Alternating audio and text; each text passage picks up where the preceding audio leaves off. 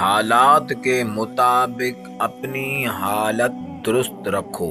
حضرت امام ابو حنیفہ رحمۃ اللہ علیہ نے بوسیدہ اور پھٹے پرانے کپڑوں میں ملبوس ایک شخص کو اپنی مجلس میں دیکھا تو فرمایا، یہ جائے نماز اٹھاؤ، اس کے نیچے جو کچھ رکھا ہے لے لو، یہ سب تمہارا ہے۔ اس نے جائے نماز کو اٹھایا تو حیران رہ گیا، جائے نماز کے نیچے 1000 درہم پڑے تھے۔ امام ابو حنیفہ رحمت اللہ علیہ نے فرمایا، یہ سب لے لو، جاؤ اور اس سے اپنی حالت درست کرو۔ وہ شخص کہنے لگا، حضرت میں تو مالدار آدمی ہوں، اللہ پاک نے مجھے بہت سی نعمتیں دی ہے، مجھے ان دراہم کی ضرورت نہیں ہے۔ اس کی بات سن کر امام اعظم ابو حنیفہ رحمت اللہ علیہ فرمانے لگے، کیا تم نے وہ حدیث نہیں سنی کہ اللہ تعالیٰ اس بات کو پسند فرماتا ہے کہ اس کے بندوں پر اللہ کی نعمتوں کے آثار ایک دوسرے کو نظر آئے۔ تمہیں چاہیے کہ اپنی حالت